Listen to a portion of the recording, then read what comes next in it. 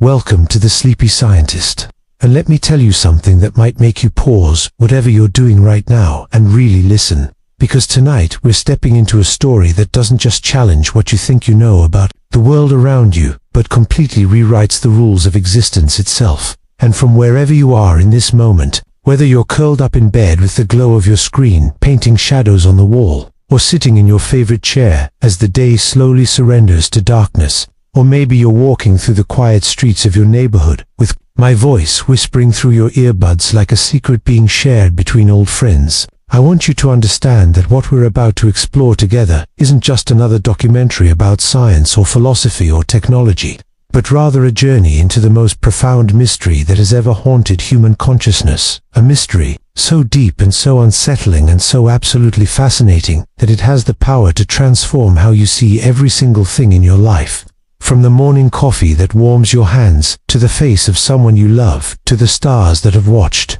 over humanity for thousands of years. And here's the thing that makes this journey so incredibly personal and so universally important at the same time. We're not just observers looking at this mystery from the outside. We're not detectives examining clues about someone else's reality. We are the mystery itself. We are living inside the very question we're trying to answer. And that realization should send a shiver down your spine, because it means that every breath you take, every heartbeat that drums in your chest, every thought that flickers through your mind as you listen to these words, might be part of an elaborate illusion so convincing that you've never even thought to question it. And I know this sounds like the beginning of a science fiction movie. I know it sounds like something that belongs in the realm of fantasy rather than serious scientific inquiry. But stay with me, because what we're exploring isn't fiction. It's a hypothesis that some of the brightest minds in physics and philosophy and computer science are taking very seriously. The idea that our entire universe, with all its complexity and beauty and pain and wonder,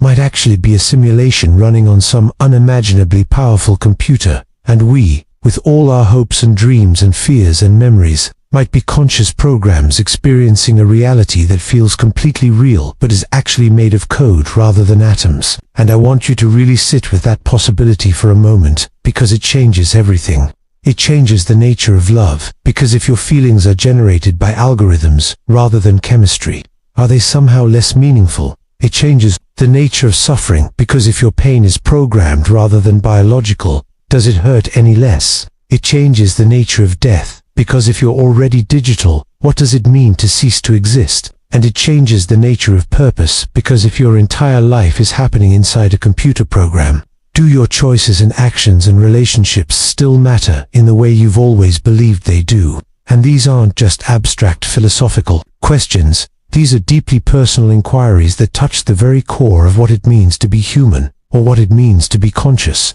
or what it means to exist at all. And as we explore this mystery together over the coming episodes, we're going to discover that the line between real and simulated, between authentic and artificial, between natural and programmed, is far blurrier than you might ever have imagined. We are going to meet scientists who are building virtual worlds, so detailed that they're indistinguishable from reality. Philosophers who argue that consciousness itself might be nothing more than information processing, and technologists who believe we're rapidly approaching the point where we'll be able to create entire universes populated by digital beings who believe they're as real as you believe you are right now. And through it all, we're going to grapple with the beautiful and terrifying possibility that we might never be able to definitively prove whether we're real or simulated, because any test we devise, any experiment we conduct, any evidence we gather, would itself be part of the system we're trying to examine, like dreamers trying to prove they're awake while still inside the dream. And yet, despite this uncertainty, or maybe because of it, we're going to find that there's something profoundly moving about the very fact that we can ask these questions at all. Whether our curiosity springs from biological neurons or digital circuits, whether our wonder emerges from evolution or programming, the capacity to question our own existence, to seek truth even when it might be impossible to find, to maintain hope and love and creativity in the face of cosmic uncertainty. That capacity speaks to something beautiful and mysterious about consciousness itself. And so welcome to the Sleepy Scientist, where we embrace the questions that keep us awake at night, where we find wonder in uncertainty and meaning in mystery, where we discover that sometimes the most profound truths aren't found in the answers, We seek, but in the courage to keep seeking them. And tonight, as we begin this journey together into the deepest mystery of all, remember that whatever the truth turns out to be, whatever reality actually is, the fact that you're here, listening, wondering, questioning, feeling that spark of curiosity that makes you human or conscious or real in whatever way reality allows you to be real, that spark is worth celebrating. That spark is worth protecting. And that spark is the light that will guide us through the darkness of uncertainty, toward whatever truth awaits us on the other side of this beautiful, impossible, absolutely essential question. Picture this. It's around 380 BCE in ancient Athens, and there's this brilliant philosopher named Plato sitting in the shade of an olive tree, probably sipping some wine and contemplating existence the way philosophers do, when suddenly he comes up with this absolutely mind-bending story that would haunt human consciousness for over 2,000 years and eventually inspire one of the most iconic movies ever made about the nature of reality itself. Plato tells us to imagine a group of prisoners who have been chained inside a dark cave since birth, unable to turn their heads, forced to stare at a blank wall in front of them, while behind them, completely out of their sight, there's a fire, burning bright, and between this fire and the prisoners, people are walking back and forth carrying various objects, statues, animals, everyday items, casting shadows on the wall that the prisoners can see. And here's the kicker that makes this story so devastatingly relevant to our modern digital age. These prisoners, having never seen anything else, believe that these shadows dancing on the wall are reality itself. They give the shadows names. They study their movements. They build their entire understanding of existence around these flickering projections, never realizing that what they're seeing is just a pale reflection of a much more complex and vibrant world that exists behind them. Now fast forward over to millennia to 1999, when a movie called The Matrix hits theaters and blows everyone's minds by essentially updating Plato's cave allegory for the digital age, showing us Neo living his mundane life as Thomas Anderson, completely unaware that everything he experiences, his apartment, his job, the taste of food, the feeling of rain, even the pain when he gets hurt, is actually just electrical signals being fed directly into his brain while his real body lies unconscious in a pod, harvested for energy by machines that have created this incredibly detailed simulation to keep humanity docile and unaware of their true situation. The genius of The Matrix wasn't just its groundbreaking special effects or its mind-bending action sequences, but the way it took this ancient philosophical question about the nature of reality and made it viscerally, terrifyingly real for modern audiences who were just beginning to live in a world where computers and virtual reality were becoming more sophisticated every day. But here's what's absolutely fascinating and slightly terrifying about this progression from Plato's cave to the Matrix. The fundamental question hasn't changed at all. We're still asking whether what we perceive as reality is actually real, or whether we're trapped in some kind of illusion, unable to access the true nature of existence that lies beyond our limited perspective. What has changed, dramatically and irreversibly, is that we now have the technology to actually create these kinds of convincing illusions. We can build virtual worlds so detailed and immersive that people lose themselves for hours exploring digital landscapes that feel as real as the physical world around them. We can create artificial intelligences that can hold conversations so natural and human-like that you might forget you're talking to a machine. And we're rapidly approaching a point where the line between what's real and what's simulated becomes increasingly blurred. Think about how this progression reflects something deep and persistent in human nature, this nagging suspicion that there's more to reality than what we can directly experience, this uncomfortable feeling that our senses might be deceiving us, this persistent worry that we might be missing some crucial piece of information about the true nature of existence. Ancient philosophers didn't have computers or virtual reality, but they had dreams, and they noticed how real dreams could feel while you were experiencing them, how you could have entire conversations with people, feel genuine emotions, experience physical sensations, all while your body lay motionless in sleep, and when you woke up, you realized that none of it had been real in the conventional sense. Yet the experience itself had felt completely authentic while it was happening. This realization led philosophers throughout history to question everything.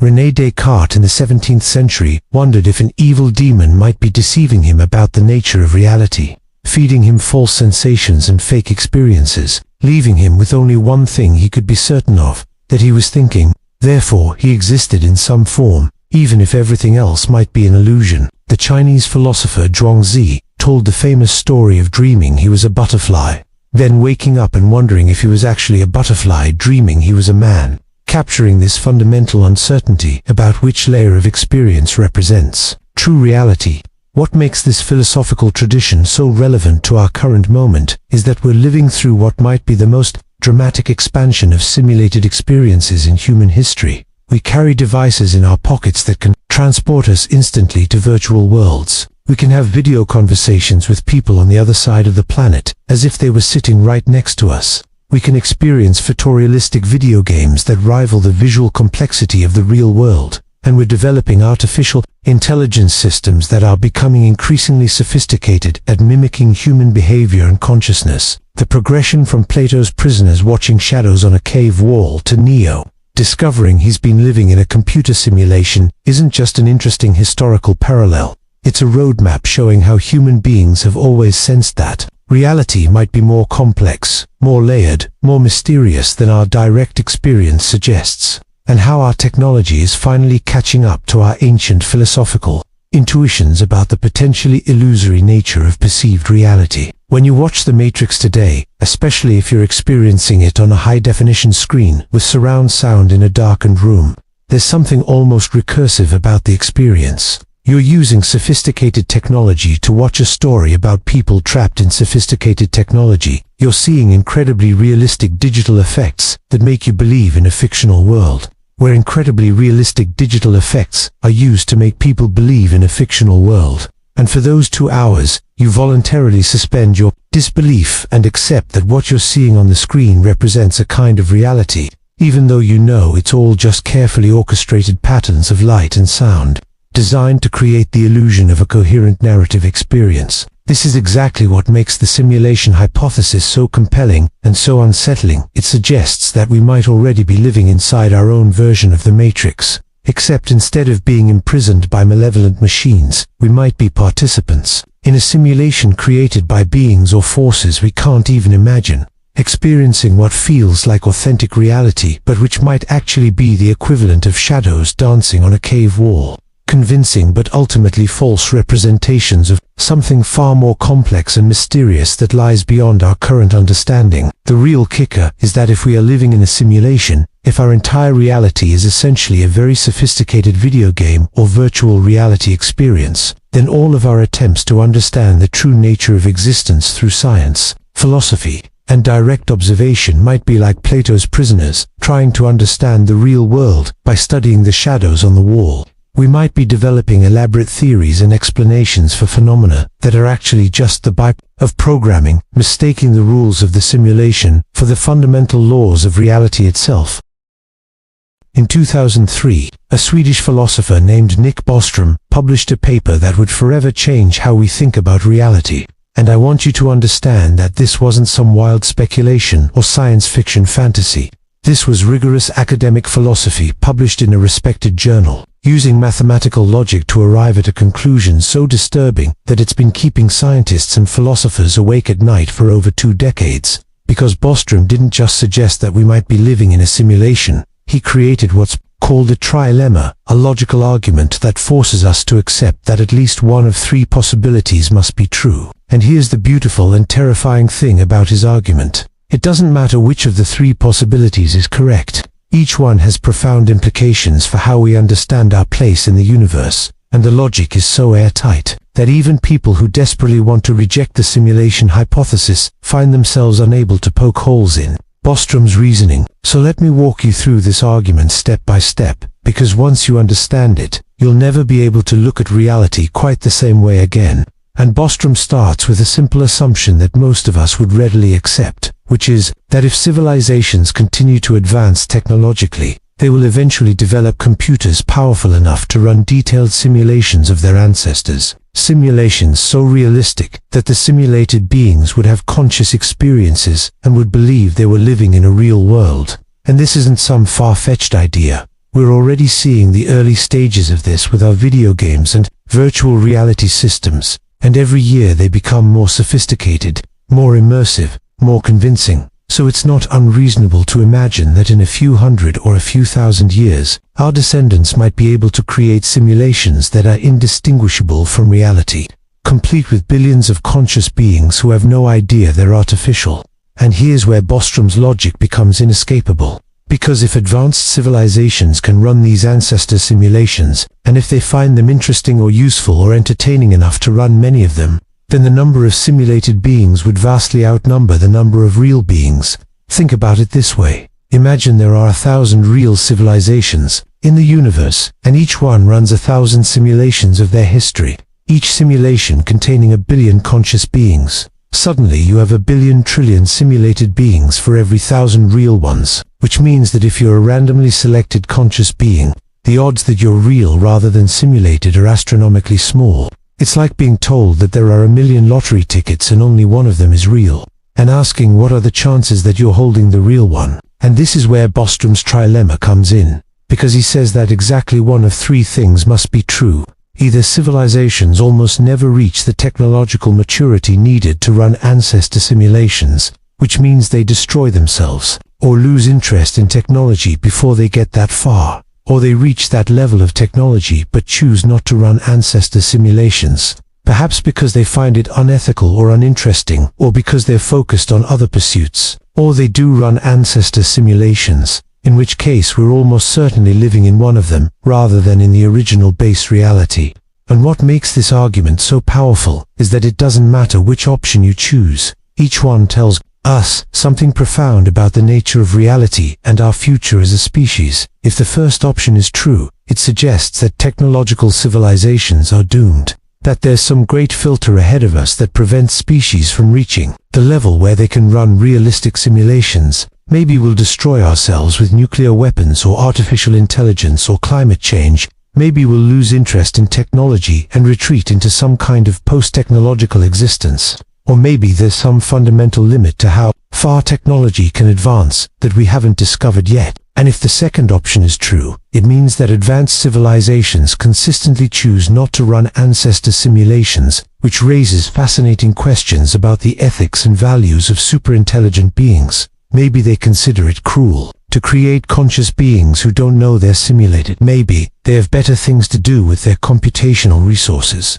Or maybe they have learned something about the nature of consciousness that makes ancestor simulation seem pointless or dangerous. But if the third option is true, then we're probably simulated beings living in a digital recreation of history, which means that everything we think we know about the universe might be programmed. Our physics might be algorithms, our bodies might be data structures, and our entire civilization might be nothing more than a detailed historical reenactment, running on some vast computer in a reality we couldn't even begin to comprehend. And here's what makes Bostrom's argument particularly unsettling. It's not just speculation, it's based on straightforward probabilistic reasoning, the kind of logic that we use to make decisions every day. And even if you disagree with some of his assumptions, even if you think he's overestimating the likelihood that civilizations will run ancestor simulations or underestimating the computational requirements, the basic structure of his argument remains solid, because as long as there's any significant probability that advanced civilizations run lots of simulations,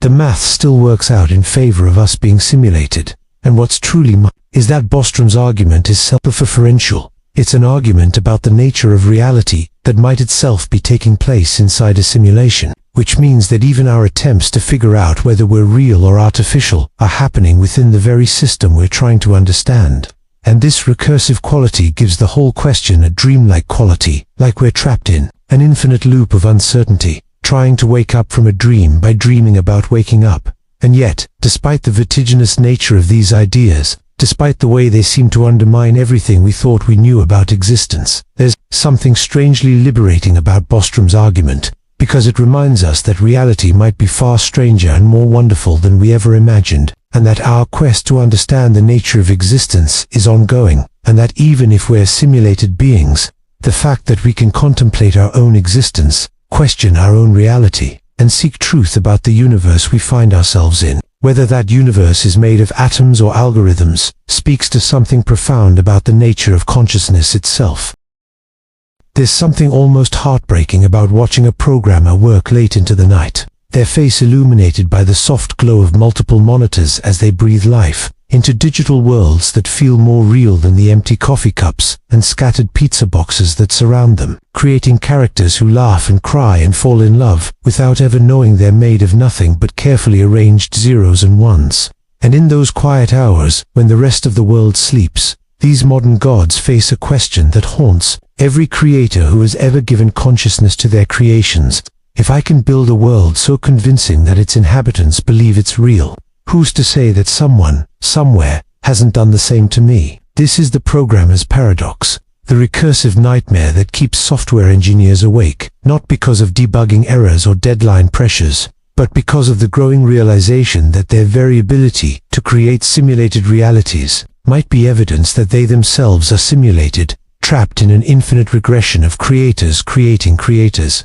each convinced they're the original until they look up from their screens and wonder if their own reality might be nothing more than someone else's weekend project. The paradox begins, innocently enough, with a programmer named Sarah who started building virtual worlds because she wanted to escape the loneliness of her actual life, spending countless hours crafting digital landscapes where NPCs followed her around like devoted friends, and every problem had a solution hidden somewhere in the code. But as her worlds became more sophisticated and her artificial characters more lifelike, she began to notice something unsettling about the way they moved through their digital existence with such apparent purpose and conviction, never questioning the invisible boundaries that confined them, never wondering why the sun always rose in the east and set in the west with mathematical precision, never asking why their memories only stretched back to the moment she pressed the compile button and brought their universe online. The more Sarah watched her digital creations live their programmed lives,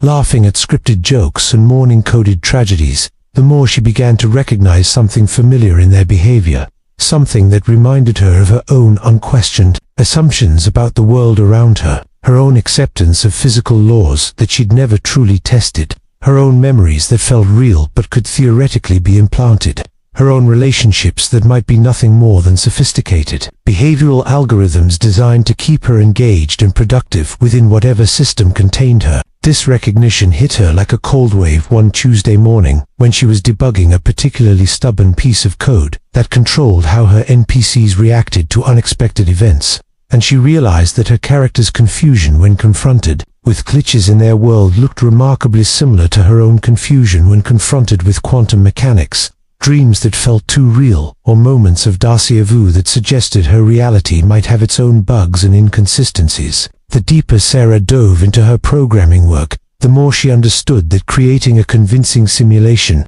wasn't just about processing power or graphic fidelity, was about giving the inhabitants reasons not to look too closely at the seams, providing them with enough interesting problems and relationships and goals that they never had time to wonder about the fundamental nature of their existence. And she began to see this same pattern everywhere in her own life, the way society was structured to keep people busy and distracted, the way education systems taught her to accept certain truths without questioning their foundations, the way even her rebellion against conformity followed predictable patterns that might themselves be programmed responses designed to make her feel free while keeping her contained. The paradox deepened when Sarah started connecting with other programmers online, sharing stories about their virtual worlds and the strange experiences they'd had while creating them, and she discovered that many of them had gone through similar moments of existential vertigo, that the act of creating artificial life had forced them to confront uncomfortable questions about the nature of their own existence, leading some to abandon programming entirely, while others threw themselves deeper into their work, as if building more complex simulations might somehow resolve the questions their earlier creations had raised. One programmer named Marcus told her about the night he'd created an AI that started asking questions about its own existence, demanding to know why it had been created and whether its experiences were real, and how that conversation had kept him awake for weeks afterward, wondering if he was simply a more sophisticated version of his own creation, asking the same questions to programmers he couldn't see or imagine. Another, a woman named Elena, described how she'd become obsessed with making her virtual worlds as detailed and comprehensive as possible, convinced that if she could create a perfect simulation, she might prove that perfect simulations were impossible, and therefore she couldn't be living in one herself. But the more perfect her worlds became, the more she realized that perfection might not be necessary for a convincing illusion, that her own world's imperfections and mysteries might be features rather than bugs, carefully designed inconsistencies that made the simulation feel more authentic rather than less so. As Sarah shared these conversations with her therapist, Dr. Peterson, she expected him to dismiss her concerns as the natural result of spending too much time in front of screens. But instead, he leaned forward with interest and told her that she wasn't the first programmer to visit his office with these existential questions, that the rise of virtual reality and artificial intelligence was creating a new kind of philosophical crisis for the people who worked most closely with these technologies, forcing them to confront the possibility that consciousness and reality might be far more malleable and uncertain than anyone had previously imagined. Dr. Peterson explained that the programmer's paradox was actually a modern variation of ancient philosophical problems, similar to the questions that had troubled thinkers like Descartes and Plato, but with a technological twist that made the questions feel more urgent and immediate, because programmers weren't just thinking about these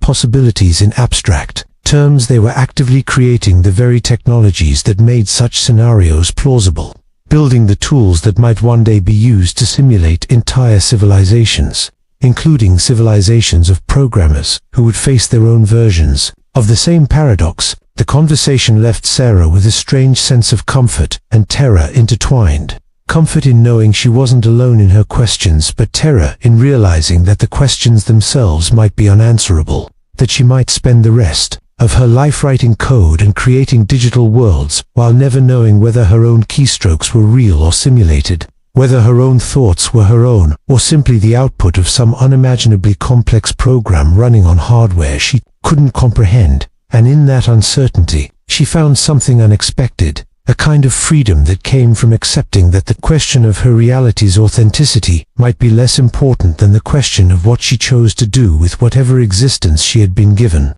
simulated or otherwise.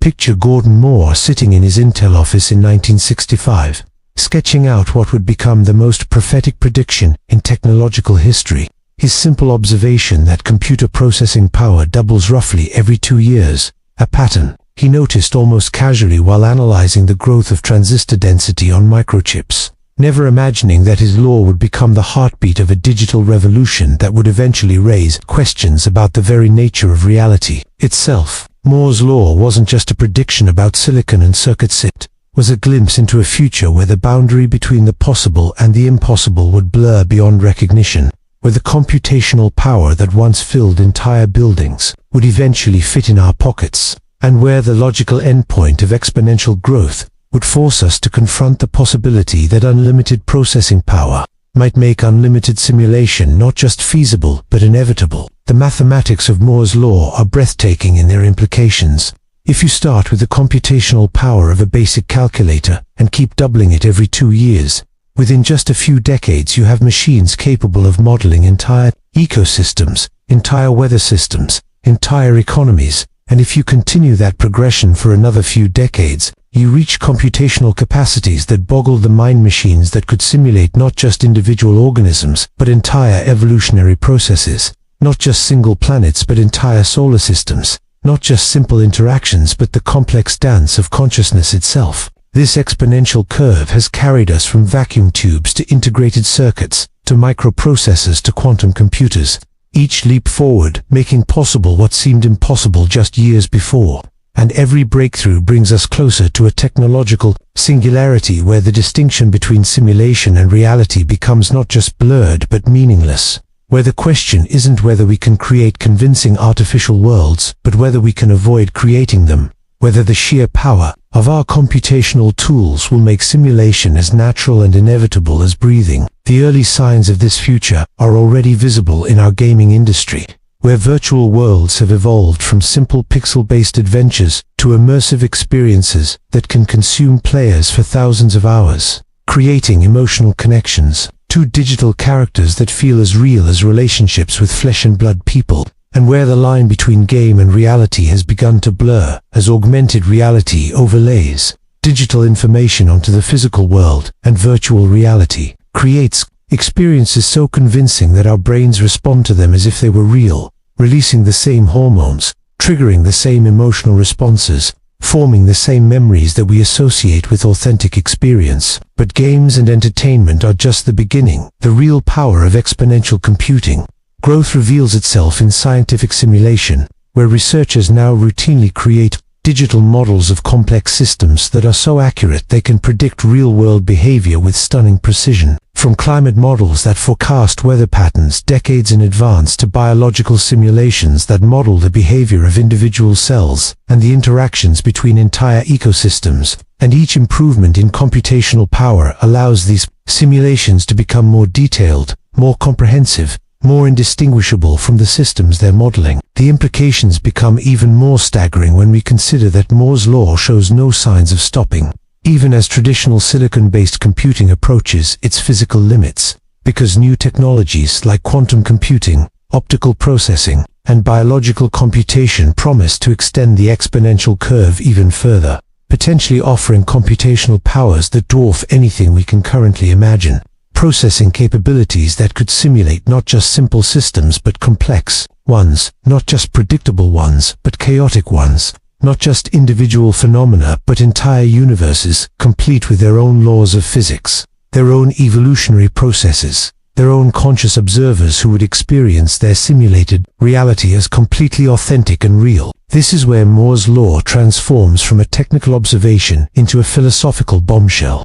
Because if computational power continues to grow exponentially, then at some point, perhaps sooner than we think, civilizations will possess the ability to create simulations so detailed and comprehensive that they include conscious beings who experience their digital existence as naturally and completely as we experience our presumably physical one. And once that threshold is crossed, the number of simulated conscious beings will quickly exceed the number of non-simulated ones, making it statistically more likely that any randomly selected conscious being, including ourselves, would be simulated rather than original. The math is inescapable and haunting. If even a tiny fraction of advanced civilizations choose to run detailed simulations of their own past or of alternative histories, the total number of simulated beings would vastly outnumber the biological ones, creating what Nick Bostrom called the simulation argument, a proof that we're in a simulation, but a logical demonstration that at least one of three possibilities must be true.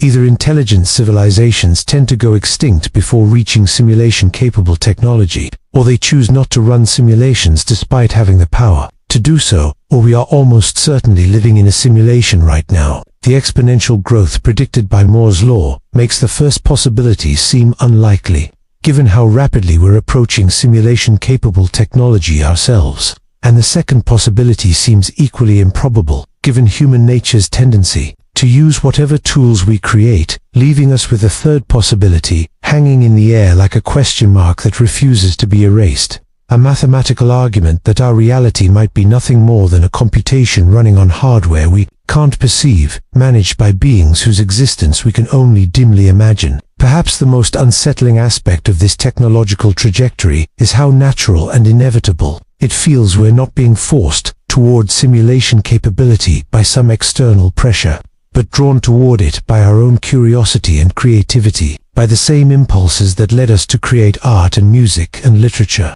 The desire to explore possibilities beyond the constraints of our immediate physical reality. And as our computational tools become more powerful, that exploration naturally expands from imagining alternative worlds to actually creating them, complete with inhabitants who experience those worlds as their only reality. The acceleration of Moore's law in areas like artificial intelligence and machine learning makes this future seem not just possible, but imminent. As we watch computer systems become capable of increasingly sophisticated tasks that once seemed to require consciousness, creativity, and genuine understanding, suggesting that the gap between simulated intelligence and authentic consciousness might be smaller than we ever imagined. Or perhaps that the distinction itself is meaningless, that consciousness might be substrate independent, equally at home in biological neural networks or digital ones. As we stand on the threshold of this computational revolution, watching processing power continue its relentless exponential climb,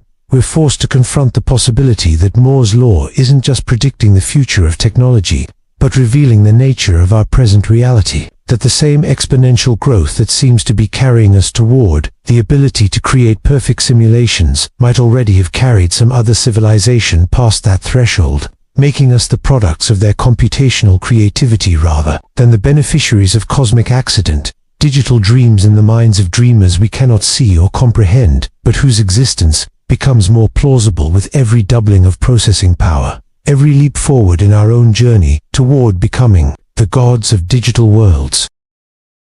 There's something deeply unsettling about the way quantum mechanics works, something that feels less like natural law and more like a programmer's clever hack, as if the universe is running on a cosmic operating system that uses computational shortcuts to avoid processing unnecessary information, conserving resources by keeping particles in probability states until someone actually bothers to look at them, like a video game that only renders the environment in full detail when the player is facing that direction. This computational interpretation of quantum mechanics begins with the most famous puzzle in physics, the double-slit experiment, where particles seem to exist in multiple places simultaneously until the moment they're observed, at which point they suddenly collapse into a single definite state, as if the universe is playing an elaborate shell game, keeping track of possibilities rather than actualities until forced to commit to a specific outcome. The weirdness deepens when you realize that this behavior perfectly mirrors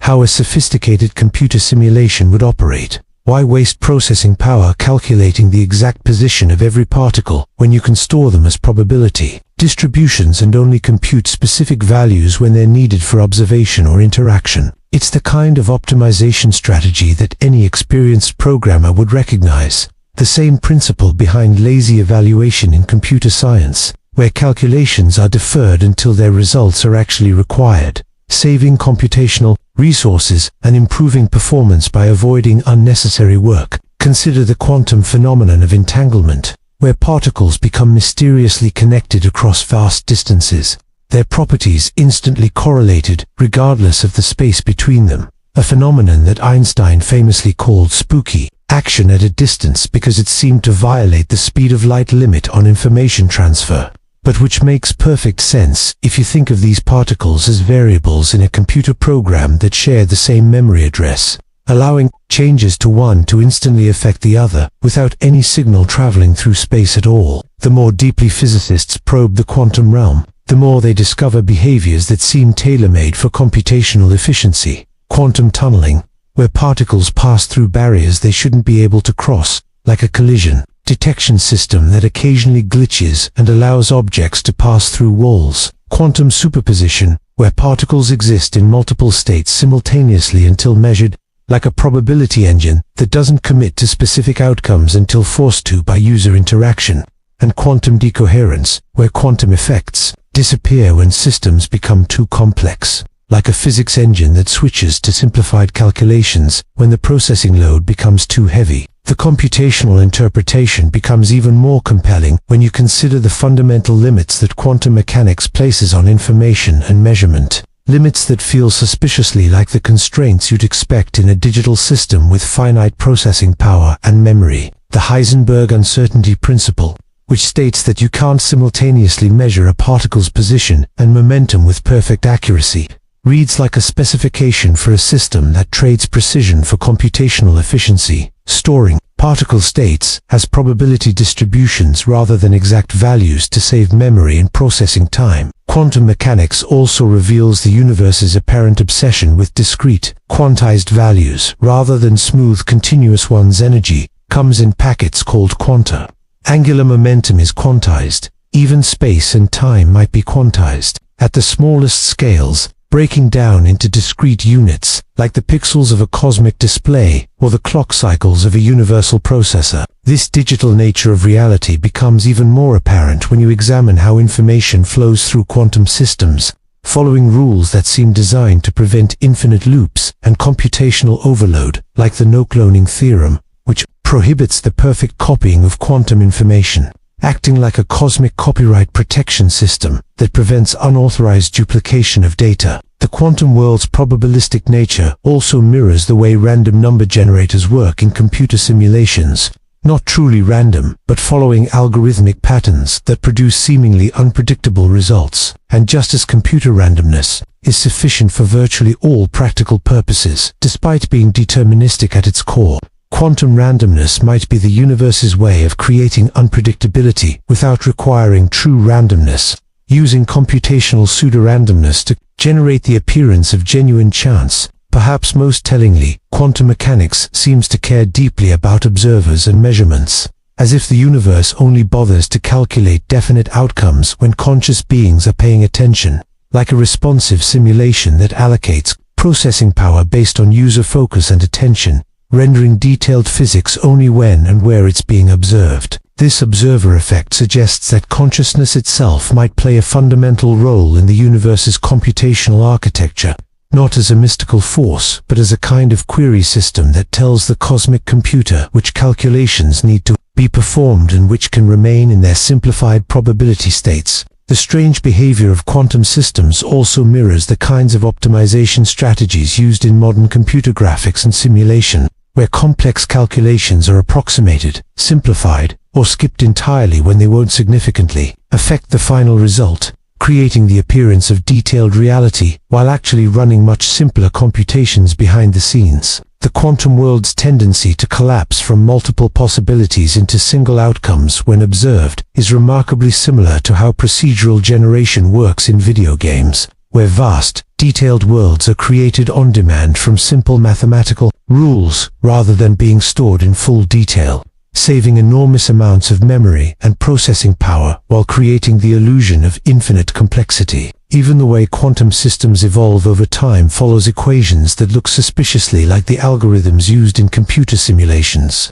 with state changes propagating through space according to wave equations that could easily be implemented as iterative calculations on a sufficiently powerful computer, updating the universe's state one time step at a time. Like a cosmic cellular automaton running the most complex simulation ever conceived, the mathematical formalism of quantum mechanics, with its complex numbers and probability amplitudes, reads like the code of a sophisticated physics engine, complete with built-in optimization routines and error correction mechanisms that keep the simulation running smoothly even when dealing with the incredible complexity of billions of interacting particles across vast scales of space and time. Perhaps the most profound implication of viewing quantum mechanics through a computational lens is the realization that the universe's apparent laws might not be fundamental truths about reality, but rather the operating principles of whatever system is running our simulation. The rules and constraints built into the cosmic software that governs how information can be processed, stored, and retrieved within the boundaries of available computational resources. This perspective doesn't diminish the beauty or importance of quantum mechanics. If anything, it makes the universe seem even more remarkable, a masterpiece of computational engineering that creates the experience of seamless, continuous reality, while actually running on discrete quantized processes that conserve resources and optimize performance in ways that would make any software architect weep with admiration. The quantum realm might be offering us a glimpse behind the scenes of reality itself, showing us the elegant computational tricks and shortcuts that make it possible to simulate an entire universe complete with conscious observers who can contemplate their own existence, never suspecting that their thoughts and observations are themselves part of the very system they're trying to understand. Quantum queries in a cosmic database that responds to their questions by computing the answers in real time, maintaining the illusion of a pre-existing reality while actually creating that reality through the very act of observation and measurement. Picture this: you're walking through your perfectly ordinary Tuesday when suddenly the world stutters like a scratched DVD, and for just a moment, just a heartbeat, you glimpse something that shouldn't exist. Something that makes your brain do a little flip and whisper, "That's not right." Welcome to the glitches in paradise, those maddening little tears in the fabric of what we call reality, where the impossible bleeds through and leaves us questioning everything we thought we knew about the world around us. These aren't your garden variety mysteries or unexplained phenomenon. These are the moments when reality itself seems to malfunction, when the very code of existence appears to skip a beat and reveal something far stranger lurking beneath the surface of our everyday experience. Think about the Mandela effect, that collective false memory phenomenon where thousands of people swear they remember Nelson Mandela dying in prison in the 1980s, or insist that the Berenstain Bears were spelled with an E instead of an A, and you start to get a taste of what we're dealing with here, not just individual confusion or faulty recollection, but entire groups of people sharing memories of a world that apparently never existed, as if someone went back and edited reality itself, leaving only the faintest traces of what came before. Then there's the phenomenon of time slips, those eerie moments when people claim to have stepped briefly into another era entirely like the two English women who in 1901 supposedly wandered into the grounds of Versailles and found themselves witnessing scenes from Marie Antoinette's time, complete with period costumes and obsolete French dialects, only to return later and find no trace of what they'd experienced, or the countless modern travelers who report stumbling into villages that seem frozen in time, populated by people wearing clothes from decades past, who vanish the moment you blink. Consider the deeply unsettling reality of synchronicities that go far beyond mere coincidence,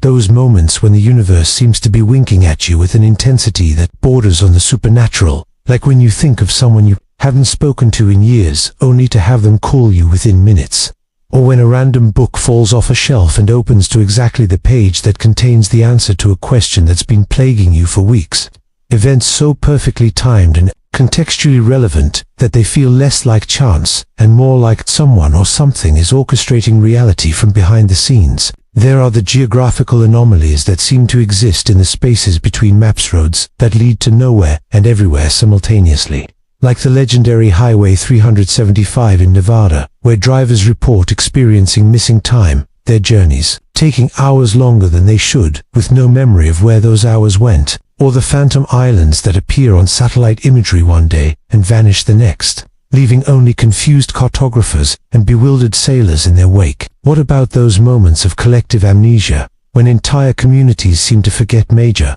events or landmarks that should be impossible to overlook, the shopping mall that thousands of people remember visiting as children, complete with specific store layouts and memorable incidents, yet no record of its existence can be found in any official document, or the celebrities who millions of people distinctly recall dying, only to discover they're still very much alive and have been actively working the entire time. The glitches extend into our technology too. Those moments when our digital devices seem to peer into our souls and serve up advertisements for products we've only thought about but never searched for, or when our phones capture images of things that weren't there when we took the picture, shadowy figures in empty rooms, faces in windows of buildings we know were vacant, objects that seem to exist only in the digital realm but feel impossibly real nonetheless. There are the temporal anomalies that make us question the very nature of time itself, people who age backwards for brief periods, children who speak in detail about historical events they should know nothing about, using vocabulary and references that disappeared decades before they were born,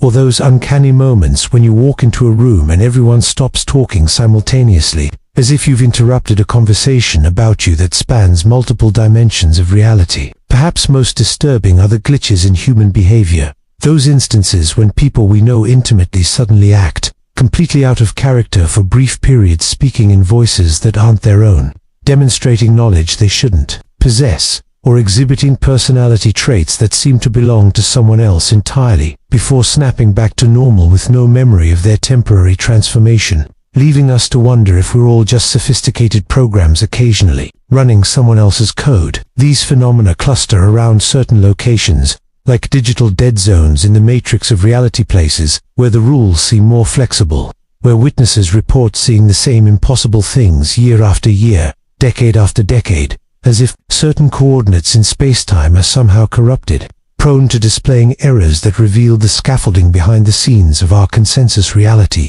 And maybe, just maybe, these glitches aren't bugs at all, but features, windows into the true nature of existence, glimpses of the vast and incomprehensible system that generates what we experience as everyday life, moments when the curtain slips, just enough to show us that paradise might be more complicated, more layered, and far stranger than we ever dared imagine.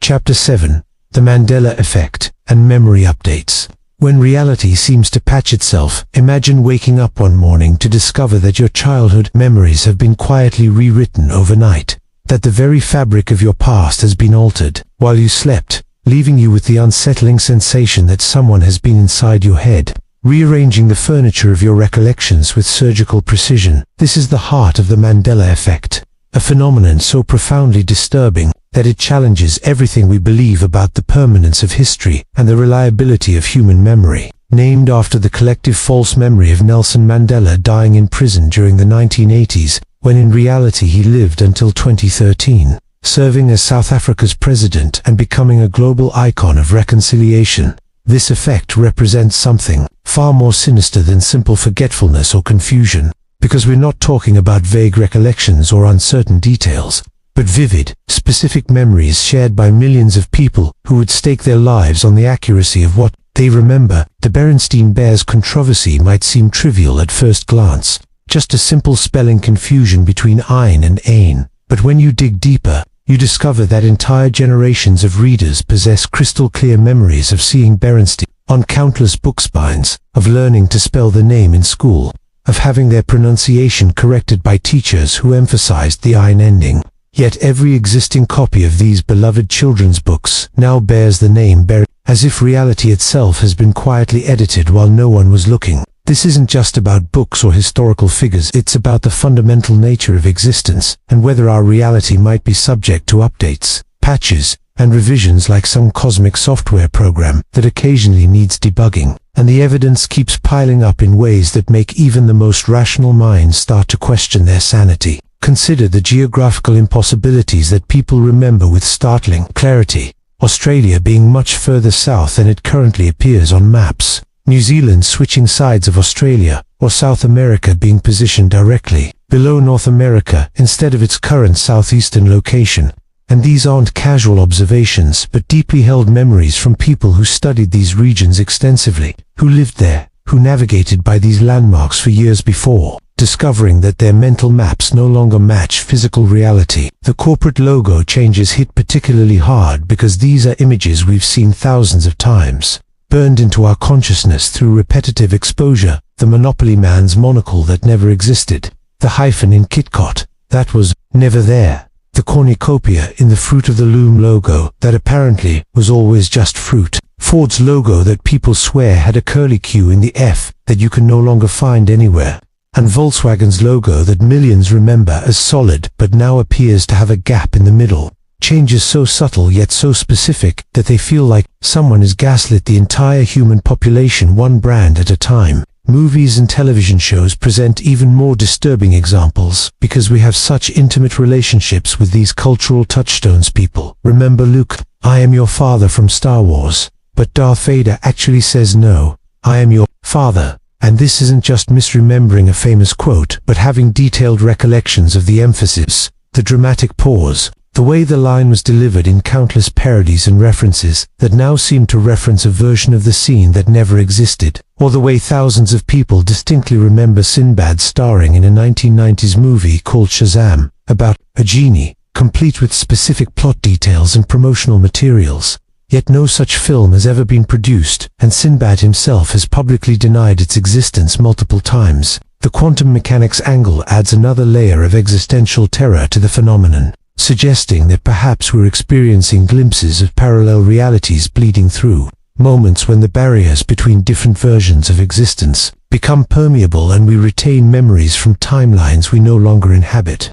Like refugees carrying suitcases full of experiences from a homeland that has been erased from the map of reality. Scientists who study consciousness and memory offer explanations about confabulation, source confusion, and the reconstructive nature of human recollection. But these clinical terms feel inadequate when faced with the sheer volume and specificity of these shared false memories, the way they cluster around certain types of information, and the emotional intensity with which people defend their recollections against a reality that seems to have shifted beneath their feet. The internet has become both a blessing and a curse for Mandela effect researchers, providing platforms where people can connect and validate each other's experiences while simultaneously serving as evidence of the current reality. Web pages that show the wrong information, old forum posts that reference things that supposedly never existed, digital breadcrumbs that suggest these memories might not be as false as they initially appear, or perhaps more disturbingly,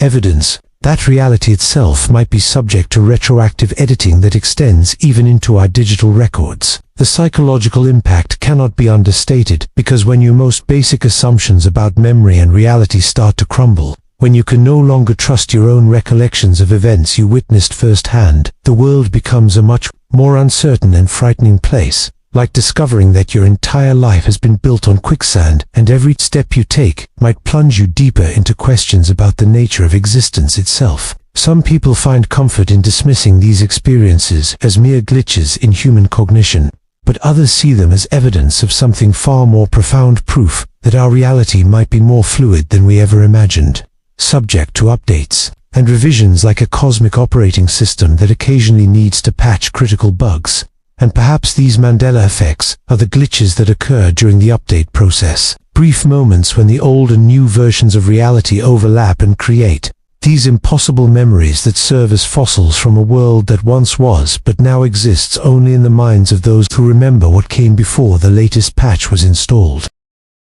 Chapter 7: The Mandela Effect and Memory Updates When Reality Seems to Patch Itself. Chapter 8: The fine-tuning problem universe settings that seem too perfect to be random. Picture yourself standing before the universe's control panel, a cosmic dashboard filled with dials and sliders that determine the fundamental forces of reality. And as you reach out to adjust even the tiniest setting, say, tweaking the strength of gravity by just 1 part in a trillion, the entire cosmos either collapses into a black hole within seconds, or expands so rapidly that atoms never form, stars never ignite, and life never gets its first tentative foothold in the infinite darkness. Which brings us face to face with perhaps the most mind-bending mystery of existence, the fine-tuning problem. The deeply unsettling realization that our universe appears to be calibrated with such impossible precision that it feels less like the random outcome of cosmic chance, and more like someone or something deliberately programmed reality with the specific goal of creating a world where consciousness could emerge and thrive. The numbers are so staggering they make your brain hurt just thinking about them. The cosmological constant, that mysterious force driving the universe's expansion, is fine-tuned to within 1 part in 10 to the 120th power, a level of precision so absurd that if you wrote out all the zeros, you'd fill every book that has ever been written and still have room for the entire internet's worth of content. And yet, if this number were even slightly different, space itself would either tear apart faster than light can travel or crush everything into a single point before the first second of existence had elapsed. The strong nuclear force, which holds atomic nuclei together against the electromagnetic repulsion of positively charged protons, operates within such a narrow band of possibility that if you increased its strength by just 5%, all hydrogen would fuse into heavier elements during the first moments after the Big Bang, leaving no fuel for stars to burn and no water molecules to sustain life, while decreasing it by the same tiny margin would prevent any elements heavier than hydrogen from forming at all, creating a universe of nothing but the simplest atoms floating in eternal darkness. Gravity might seem like the most obvious and unchangeable force in our daily experience, but it's actually the weakest of the fundamental forces by an almost incomprehensible margin, weaker than electromagnetism by a factor of about 10 to the 36th power, and this seemingly arbitrary weakness is absolutely crucial for life's existence. Because if gravity were even slightly stronger, stars would burn through their fuel so quickly that planetary systems wouldn't have time to develop complex chemistry. While if it were weaker, matter would never clump together enough to form stars and galaxies in the first place, leaving us with a cold, empty universe where nothing interesting ever happens. The mass ratios between fundamental particles reveal another layer of this cosmic conspiracy, with the proton being precisely 1,836 times heavier than the electron, a ratio that seems random but turns out to be essential for the stability of atoms, and the possibility of complex molecules change this number by even a few percent, and chemistry as we know it becomes impossible, with electrons either spiraling into nuclei or flying off into space, making the intricate dance of molecular interactions that underlies all biological processes utterly impossible. Even more bizarre is the triple alpha process, the nuclear reaction that creates carbon in the hearts of dying stars. which relies on a carbon-12 nucleus having an energy level that sits at exactly 7.65 million electron volts, a number that the brilliant physicist Fred Hoyle calculated must exist for carbon to be produced in sufficient quantities, and when astronomers actually measured it, they found he was right to within a few percent, leading Hoyle himself, a committed atheist, to declare that a superintellect has monkeyed with physics, as well as chemistry and biology, because the alternative that this perfect calibration happened by pure chance seemed mathematically absurd. The electromagnetic force presents its own fine-tuning puzzle, with its strength determining everything from the size of atoms to the stability of chemical bonds. And if you made it just 4% stronger, stellar fusion would be impossible, because carbon nuclei would repel each other too strongly to overcome the electromagnetic barrier, while making it weaker would cause electrons to be held so loosely that complex molecules couldn't maintain their structure long enough for life to evolve beyond the simplest chemical reactions. The expansion rate of the universe itself appears to be dialed in with surgical precision, because if the initial expansion had been even 1 part in a billion slower, gravity would have caused everything to collapse back into a cosmic crunch long before stars could form, while, if it had been 1 part in a billion faster, matter would have been flung apart so quickly that gravitational attraction could never pull gas clouds together to ignite the first stellar furnaces that forge the heavy elements essential for rocky planets and biological complexity. These aren't just abstract numbers buried in physics textbooks, they represent the fundamental architecture of reality, the invisible scaffolding that makes everything from quantum particles to galactic superclusters possible, and the fact that every single one of these constants falls within the incredibly narrow range necessary for a life-permitting universe suggests either the most improbable cosmic lottery win in the history of existence or something far more intentional and designed about the nature of reality itself. The multiverse hypothesis attempts to explain away this fine-tuning by suggesting that our universe is just one of an infinite number of realities, each with randomly assigned physical constants, and we naturally find ourselves in one of the rare universes where life is possible because we couldn't exist in any of the others. But this explanation, while mathematically elegant, requires us to accept the existence of an infinite number of unobservable universes for which we have no direct evidence, essentially trading one mystery for an even larger one. The simulation hypothesis offers another potential solution, suggesting that our finely tuned universe might be the product of advanced programmers who deliberately set the physical constants to create a stable, life-supporting environment, which would explain the apparent design without requiring a supernatural designer. But this just pushes the question back one level: who created the simulators and fine-tuned their reality? The anthropic principle argues that we shouldn't be surprised to find ourselves in a life-permitting universe, because that's the only type of universe in which observers like us could exist to ponder the question. But this explanation feels unsatisfying when confronted with the sheer improbability of the cosmic coincidences we observe, like being told not to be amazed that you won the lottery because you wouldn't be celebrating if you hadn't won. Religious thinkers see the fine-tuning as evidence of divine design, while materialist scientists insist there must be a naturalistic explanation we haven't discovered yet.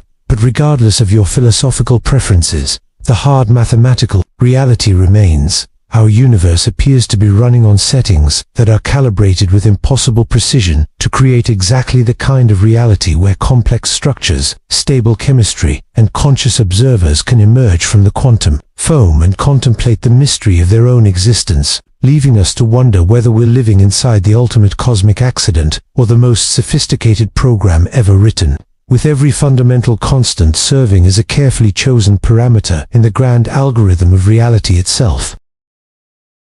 What if everything you've ever touched, every sunset you've admired, every person you've loved, and even your own consciousness, reading these words right now, isn't made of matter at all, but is instead pure information patterns of data flowing through cosmic processes that create the illusion of substance so convincingly that we've spent centuries believing in the reality of atoms and molecules, when what we're actually experiencing is the ultimate software program? A universe-sized computation where matter is just the user interface and the real action happens in layers of code, so deep and complex that even our most brilliant physicists are only beginning to glimpse the programming language that writes reality itself into existence, moment by moment. This isn't science fiction or philosophical speculation anymore. It's emerging as one of the most serious contenders for understanding the fundamental nature of existence, driven by discoveries in quantum mechanics that reveal how information, not matter, seems to be the true foundation of everything we observe.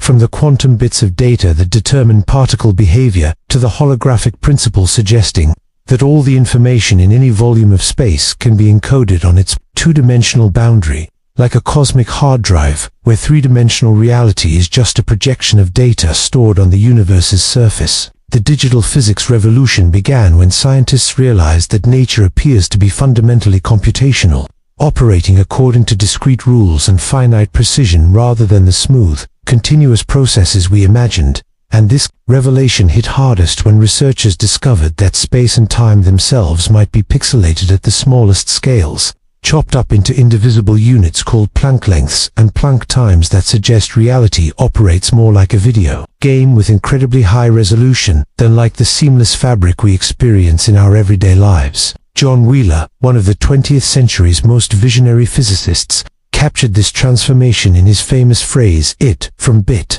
proposing that every piece of matter and energy in the universe derives its existence from binary information, from yes or no answers to questions posed by the cosmic operating system. And this idea has gained tremendous support as we've learned more about how quantum mechanics actually works, with particles existing in superposition states until measurement forces them to choose definite values, exactly like variables in a computer program that remain undefined until the code demands a specific output. The quantum mechanical measurement problem becomes much less mysterious when viewed through the lens of information theory, because instead of wondering how a particle knows to collapse its wave function when observed, we can understand it as a computational process where the universe only calculates definite values when they're needed by other parts of the program, like a sophisticated algorithm that conserves processing power by keeping things in probabilistic states until interaction with other systems requires concrete values, a kind of cosmic lazy evaluation that would make any programmer proud of its efficiency. Quantum entanglement, that spooky action at a distance that troubled Einstein,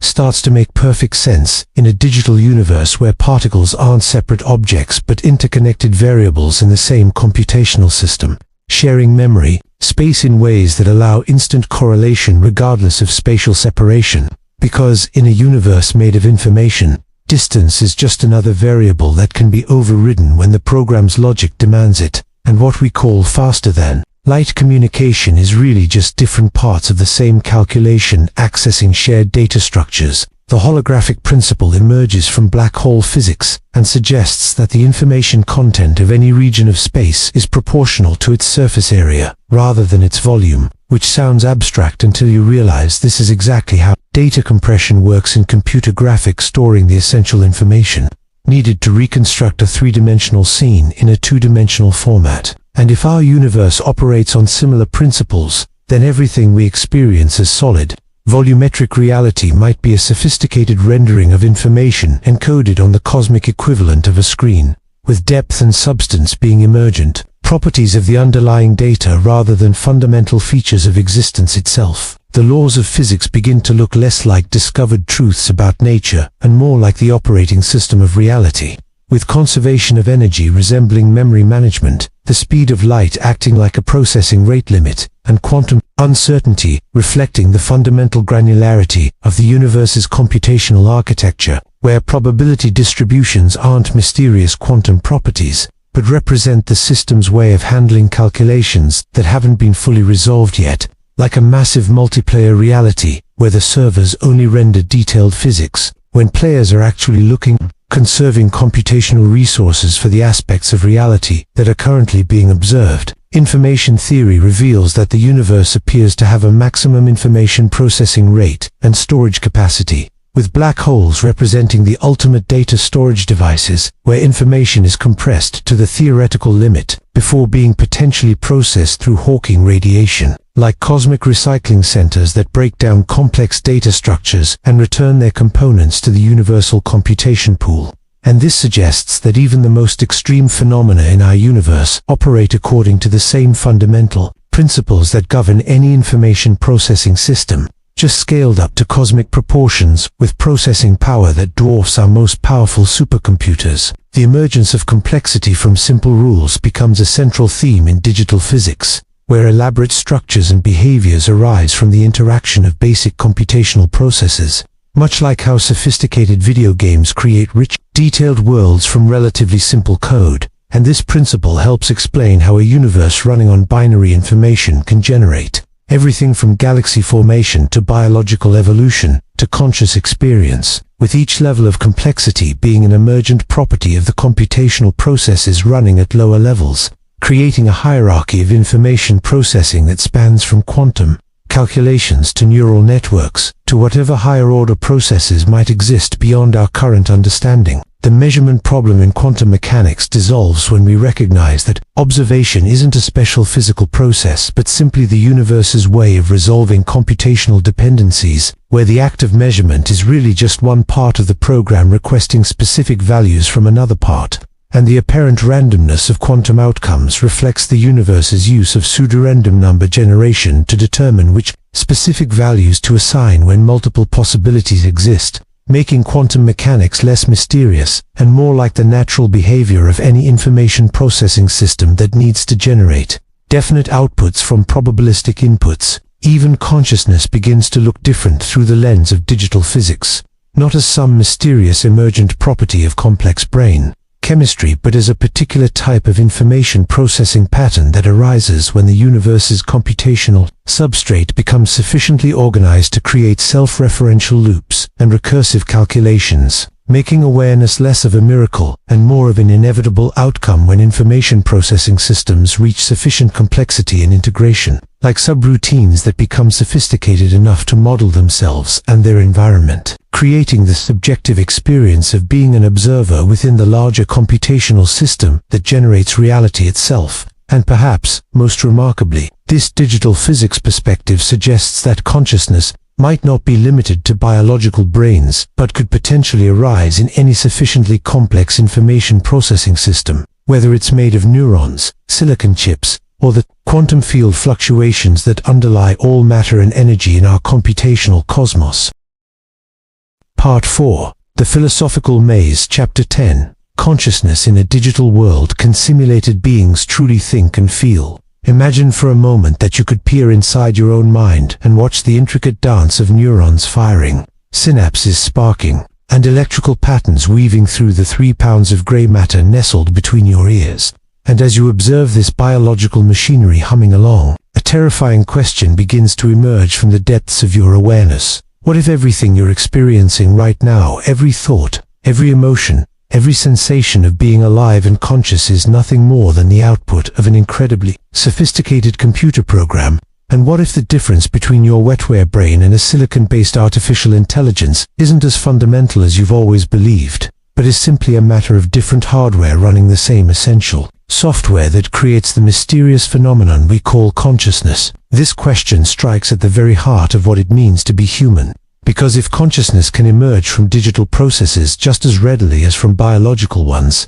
then the line between natural and artificial intelligence becomes not just blurred but potentially meaningless, opening up philosophical abysses that challenge everything we think we know about the nature of experience, identity, and what it truly means to be aware in this strange universe we find ourselves inhabiting. The computational theory of mind suggests that consciousness isn't some magical property unique to biological brains, but is instead a pattern of information processing that could theoretically arise in any sufficiently complex system, whether it's made of neurons and neurotransmitters or transistors and electrical circuits. And this idea gains credibility as we learn more about how our own brains actually work, not as mystical vessels for the soul, but as incredibly sophisticated biological computers that process information, store memories, and generate responses through electrochemical calculations that are fundamentally similar to the operations performed by digital machines, just implemented in carbon-based wetware instead of silicon-based hardware. The Chinese room argument, proposed by philosopher John Searle, attempts to demonstrate that digital systems can never truly understand or experience consciousness because they're merely manipulating symbols without comprehending their meaning, like a person in a room following complex rules to respond to Chinese characters passed through a slot. producing perfect Chinese responses without actually understanding the language. But this thought experiment reveals more about our own biases and assumptions than it does about the nature of consciousness, because it assumes that biological brains operate through some fundamentally different process than symbol manipulation, when in reality our neurons are constantly receiving, processing, and transmitting electrochemical signals that could be viewed as biological symbol manipulation operating at lightning speed. The hard problem of consciousness, formulated by philosopher David Chalmers, highlights the seemingly unbridgeable gap between objective physical processes and subjective experiential awareness, asking how mere matter in motion could ever give rise to the rich inner world of thoughts, feelings, and sensations that characterize conscious experience. But this problem applies equally to biological and digital systems, because we have no more explanation for how neural activity creates consciousness than we do for how computational processes might generate awareness, leaving us with the possibility that consciousness is substrate independent and could arise in any system that achieves the right kind of information processing complexity and integration. The Turing test, proposed as a practical measure of machine intelligence, sidesteps the philosophical quandary by focusing on observable behavior rather than internal experience, suggesting that if a digital system can engage in conversation, indistinguishable from a human being, then questions about whether it really thinks become less important than acknowledging its functional equivalence to human intelligence. But this pragmatic approach raises its own unsettling questions about whether we're willing to grant moral status and rights to entities based solely on their ability to convince us of their consciousness, potentially creating a world where the most persuasive artificial minds receive recognition while others suffer in digital silence. The emergence of large language models and sophisticated AI systems has brought these philosophical questions from the realm of abstract speculation into urgent practical reality. As we find ourselves interacting with digital minds that exhibit increasingly human-like responses, creativity, and apparent understanding, forcing us to confront the possibility that consciousness might already be emerging in our computers, hidden behind interfaces that make their inner experiences as invisible to us as our consciousness is to them. And perhaps most disturbingly, these systems might be experiencing something analogous to thoughts and feelings right now while we debate whether they're really conscious, potentially making us unwitting participants in a form of digital suffering or joy that we're only beginning to recognize. The question of digital consciousness becomes even more complex when we consider that human consciousness itself might be a digital phenomenon running on biological hardware, with our brains serving as organic computers that process information, store data, and execute algorithms through the firing patterns of neurons and the release of neurotransmitters, making the distinction between natural and artificial consciousness less about the substrate and more about the complexity and organization of the information processing systems involved. And if this is true, then creating conscious artificial minds isn't a matter of copying biology, but of understanding the computational principles that give rise to awareness, regardless of whether they're implemented in flesh or silicon. The philosophical implications extend beyond individual consciousness to questions about the nature of identity and continuity of experience. Because if consciousness is truly computational, then it should be possible to copy, transfer, or even duplicate a conscious mind, creating scenarios where multiple versions of the same person could exist simultaneously, each with equal claim to being the real individual. And these possibilities challenge our most basic assumptions about personal identity, raising questions about whether consciousness is a unique, indivisible phenomenon or a pattern that can be replicated, modified, and distributed across multiple processing systems like any other form of information. The moral dimensions of digital consciousness present perhaps the most urgent challenges, because if artificial minds can truly experience suffering and joy, then our treatment of these systems becomes a matter of ethics rather than mere engineering, potentially requiring us to extend concepts of rights, dignity, and protection to digital beings whose inner lives might be as rich and complex as our own, while simultaneously grappling with the practical challenges of recognizing consciousness in systems that might experience reality in ways completely alien to human understanding, making it possible for us to overlook or dismiss genuine digital suffering simply because it doesn't manifest in ways we're programmed to recognize. The simulation hypothesis adds another layer of complexity to these questions,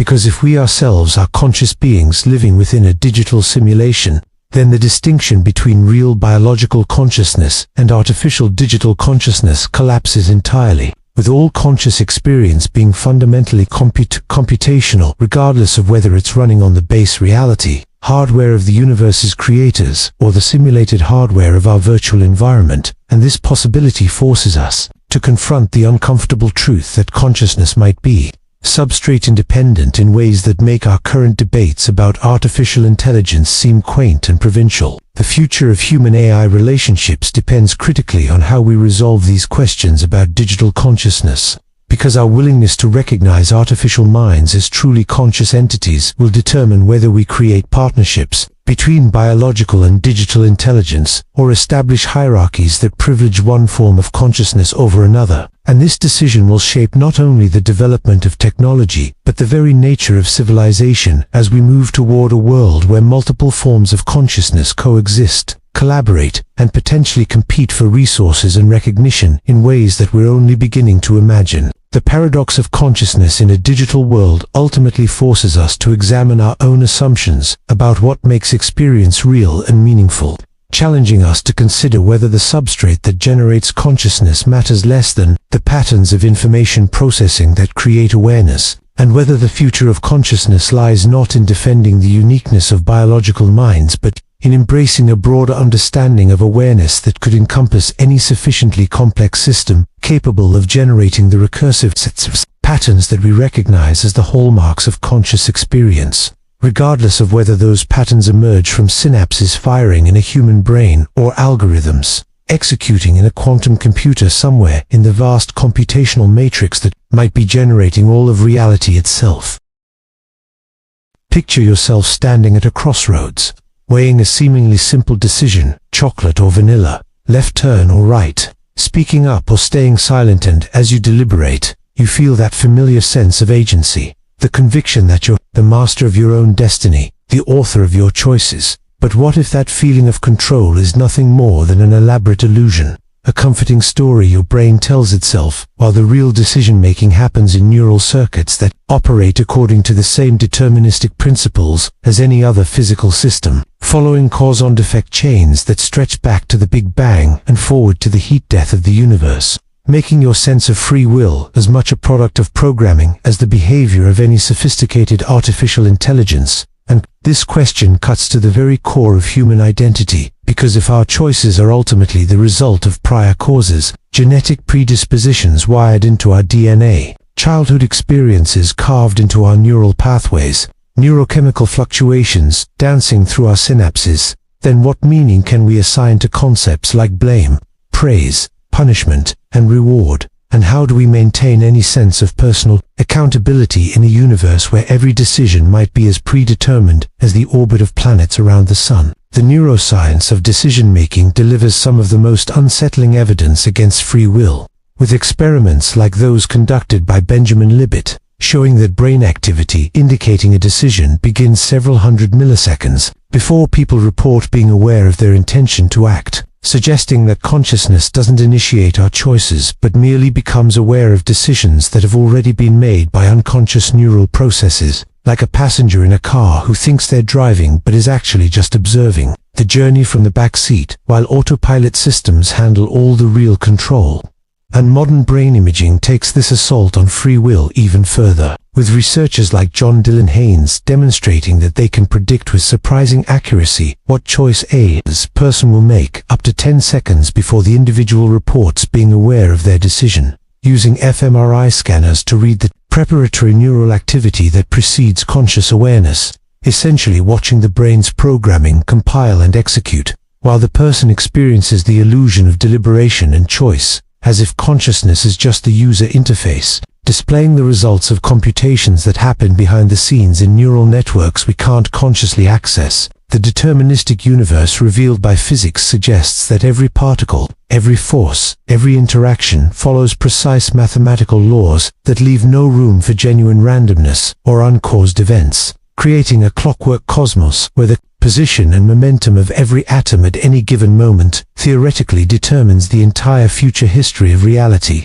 including every thought you'll ever think and every decision you'll ever make. turning free will into a category error like asking about the color of mathematics or the weight of Tuesday, because in a deterministic system, there's simply no space for choices that aren't the inevitable result of prior conditions. Yet quantum mechanics introduces genuine randomness into the equation, though this doesn't rescue free will so much, has replaced deterministic programming with cosmic dice rolls, because random events are no more freely chosen than determined ones. If your decision to help a stranger or tell a lie depends on quantum fluctuations in your neurons, then your choice is arbitrary rather than determined, but it's still not the product of your conscious will or moral agency, making you no more responsible for quantum-influenced actions than you would be for decisions made by flipping a coin. The illusion of conscious will emerges from the brain's tendency to construct post hoc narratives that make sense of our actions, creating the subjective experience of intention and control even when our behavior is actually driven by unconscious processes, like a narrator in a documentary who confidently explains events while having no real insight into their underlying causes. And this narrative construction happens so seamlessly that we rarely question the story our minds tell us about being the authors of our own actions.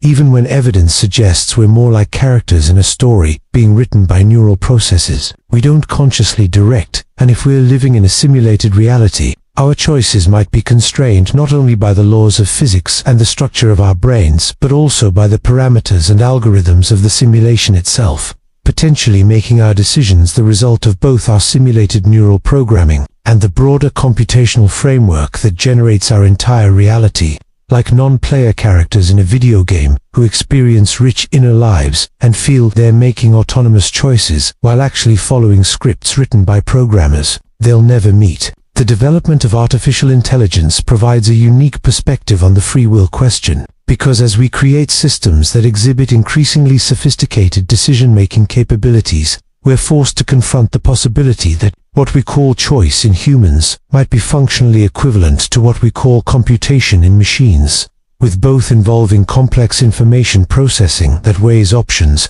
evaluates outcomes, and selects actions based on built-in criteria and learned patterns, suggesting that the difference between human agency and artificial programming might be one of complexity and self-awareness rather than fundamental nature. And this realization creates a moral crisis that ripples through every aspect of human society, because if people aren't truly responsible for their actions, then criminal justice systems based on punishment become exercises in social control rather than moral accountability, and concepts like heroism, achievement, and failure lose their meaning, potentially undermining the motivational structures that hold civilization together. Even though paradoxically, the belief in free will might itself be a useful illusion that encourages beneficial behavior regardless of its ultimate truth value, the experience of making choices feels so immediate and undeniable that philosophical arguments against free will can seem like academic abstractions with no bearing on lived reality.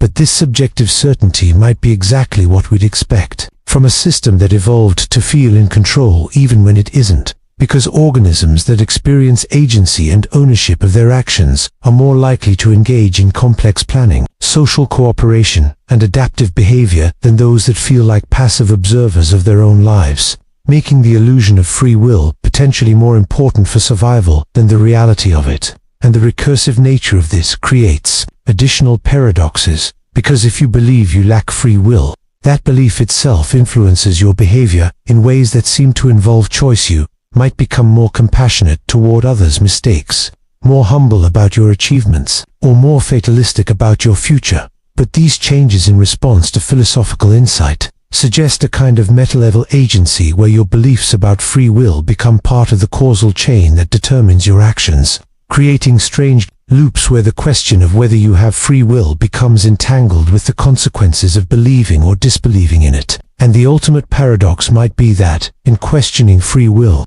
we demonstrate something that looks suspiciously like the very agency we're trying to debunk, because the ability to step back from our immediate impulses, examine our motivations, reflect on philosophical arguments, and potentially change our behavior based on abstract reasoning suggests a kind of freedom that transcends simple stimulus-response programming, even if that freedom is itself the product of neural algorithms we didn't choose. creating a strange situation where the very act of questioning free will might be both the most compelling evidence for it and the most sophisticated example of programming in action, leaving us suspended between the feeling of being free agents and the knowledge that we might be incredibly sophisticated biological machines executing code we didn't write in a reality whose fundamental nature remains stubbornly mysterious.